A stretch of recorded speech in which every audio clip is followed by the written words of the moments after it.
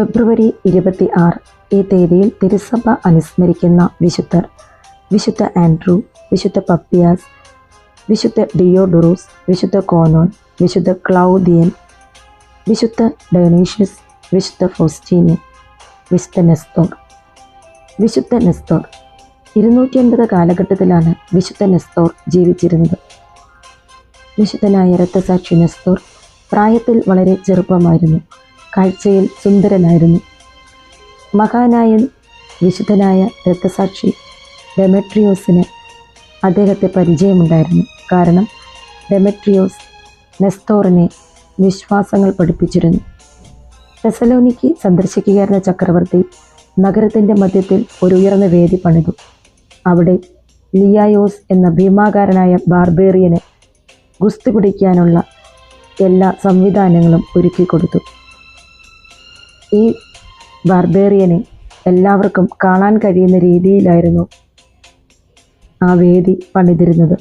വേദിയുടെ താഴെ നിരവധി കുന്തങ്ങളും മറ്റു മൂർച്ചയുള്ള ആയുധങ്ങളും മുകളിലേക്ക് ചൂണ്ടിക്കാണിക്കുന്ന രീതിയിൽ ഘടിപ്പിച്ചിരുന്നു. ലിയായോസ് തൻ്റെ എതിരാളികളെ പരാജയപ്പെടുത്തിയപ്പോൾ അവൻ അവയെ കുന്തങ്ങളിലേക്ക് എറിഞ്ഞു. അവർ മരിച്ചു.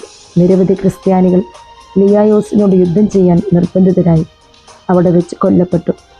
തൻ്റെ ചാമ്പ്യൻ്റെ വിജയങ്ങളിൽ ചക്രവർത്തി മാക്സിമിയൻ വളരെയധികം സന്തോഷിക്കുന്നുവെന്ന് കണ്ടപ്പോൾ നെസ്തോർ തൻ്റെ അഭിമാനത്തെ പുച്ഛിച്ചു. എന്നിരുന്നാലും വിശുദ്ധ ഡെമെട്രിയോസിൻ്റെ അത്ഭുതങ്ങൾ കണ്ടപ്പോൾ അദ്ദേഹം ധൈര്യത്തോടെ ജയിലിലേക്ക് പോയി. വിശുദ്ധ രക്തസാക്ഷിയെ തടവിലാക്കിയ ജയിലിലേക്ക് പോവുകയും അവിടെ അദ്ദേഹത്തിൻ്റെ കാൽക്കൽ വീണ് അപേക്ഷിക്കുകയും ചെയ്തു. ദൈവദാസനായ ഡെമെട്രിയോസെ, എനിക്ക് വേണ്ടി പ്രാർത്ഥിക്കണമേ.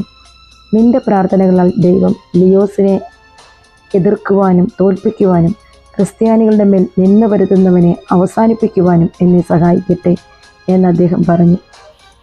കുരിശടയാളം കൊണ്ട് നെസ്തോറിനെ മുദ്രയിട്ട ശേഷം വിശുദ്ധൻ അവനോട് പറഞ്ഞു, അവൻ ലിയോസിനെ കീഴടക്കുമെന്നും പിന്നീട് ക്രിസ്തുവിന് വേണ്ടി കഷ്ടപ്പെടുമെന്നും.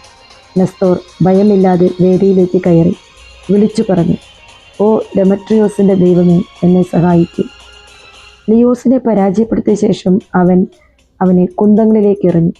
അവിടെ വെച്ച് അവൻ തൻ്റെ നികൃഷ്ടമായ ആത്മാവിനെ ഉപേക്ഷിച്ചു.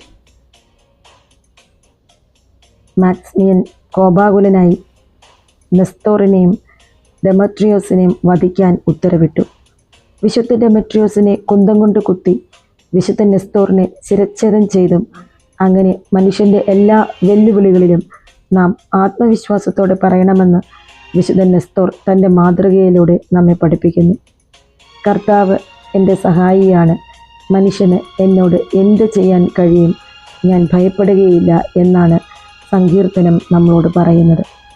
വിശുദ്ധ നെസ്തോറെ, ഈ ലോകത്ത് ക്രിസ്തീയ വിശ്വാസം വഴി പരീക്ഷണങ്ങൾ നേരിട്ട് പീഡനങ്ങൾ സഹിക്കേണ്ടി വരുമ്പോൾ അതെല്ലാം കർത്താവായ ദൈവത്തിന് വേണ്ടി സഹിക്കുവാനുള്ള അനുഗ്രഹം നേടിത്തരുവാൻ പിതാവായ ദൈവത്തോട് ഞങ്ങൾക്ക് ഓരോരുത്തർക്കും വേണ്ടി നിരന്തരം മധ്യസ്ഥം വഹിച്ച് പ്രാർത്ഥിക്കണമേ.